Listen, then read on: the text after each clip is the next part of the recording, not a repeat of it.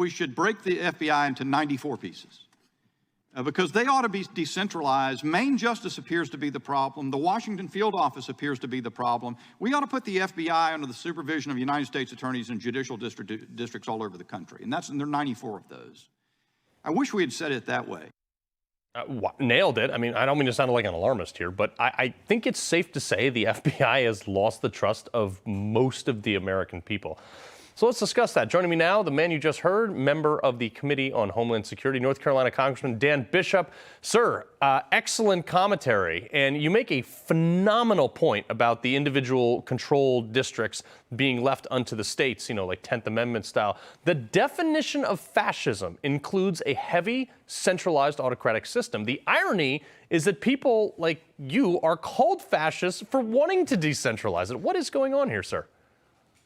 Yeah, well, on that last point, what we see a lot of today is the fascist or the authoritarians accusing the other side of what they want to do. But yeah, if you look at the Clinton email scandal, the Crossfire Hurricane spying on the presidential campaign, the corrupt FISA applications, the missing Woods files, the Bruce Orr end run around, for the Steele dossier, it goes on and on and on. It may be the latest one being the raid on Trump's Florida home being a project of the Washington field office. I mean, there are all sorts of indications. We've got to give a hard look at the FBI, but the biggest problem, and this was in a Wall Street Journal editorial, is that from Robert Mueller's administration of the FBI, the emphasis has been to make it into an intelligence organization and to favor centralized decision making. I think it's turned it into a political weapon, and it's got to stop. Well, since its inception in the early 1900s, it was always thought by either side, whoever was not in charge at the time, that it could be used as that, and we're seeing exactly that, Congressman. Now, the FBI, they have still not provided like a valid reason for this raid. I mean, there have been a ton of leaks.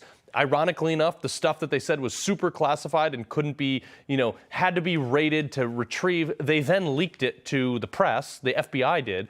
So, in my mind, I still haven't seen a valid reason. Like, the FBI needs to prove, like, they don't get the benefit of the doubt from most people, including me anymore.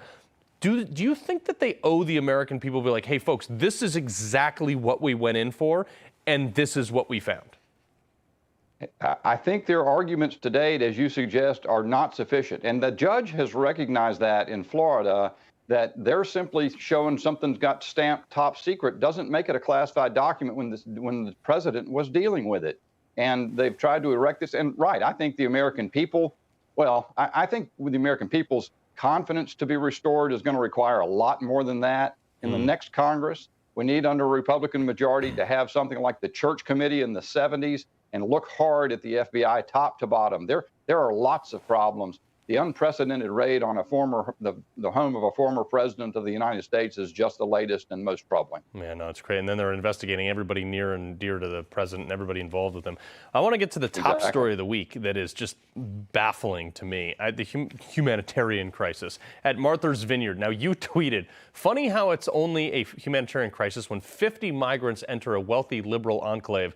Those dealing with the 4 million plus illegal immigrant crossings since Biden took office are smeared, belittled by Dems and their media lackeys. I got to say, you nailed it right there, sir. I mean, 50 immigrants die in a hot vehicle illegally crossing the border that they paid their life savings to a coyote, and it's like a 5-minute news cycle. But you send 50 of them to Martha's Vineyard? No, that's a problem. Most tellingly, they shipped them out as soon as they could get there. They sent them to a military base to house them. And they say, well, they have resources. Well, that's exactly the issue. There's no place, let me tell you something. There's no place in America that has the resources to accommodate thousands and thousands and millions of migrants coming across without any processing, without any adjustment provided for them in the United States. And so what the left has always done, the Democrats have these, they virtue signal about how humane they want to be. They're creating monstrous inhumanity for the migrants, and they're destroying the country in the process. And yeah, you're right. Look, here's what I want to see.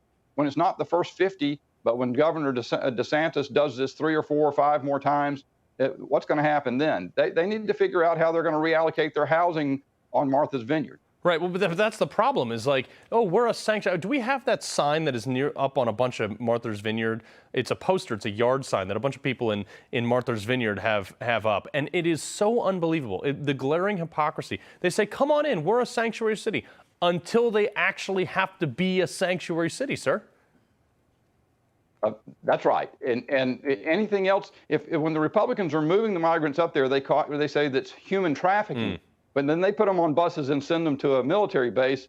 What is that exactly? So, yeah, the answer is, and it's a very serious problem. I mean, in a way, there's a light side of this because it catches people in their hypocrisy very notably. But we've got to close the border. We've got to secure the American border and restore immigration law. It has always existed for a purpose. And the crazy ideological notion that you've got to end that and open and erase the border is damaging to everyone, dangerous for the country. Yeah. Well, Congressman, I mean, didn't you hear Kamala Harris? She said it's secure, therefore by fiat and magic, it is therefore secure. Congressman Dan Bishop, we appreciate you joining us this morning, sir. Thanks a lot. No crooked establishment. None of that twisting the truth. No talking down to me. Don't tell me how to think. Don't tell me how to think. Don't tell me how to think. I trust Newsmax. Newsmax. They don't tell me how to think. They let me decide. Newsmax. Real news For real people.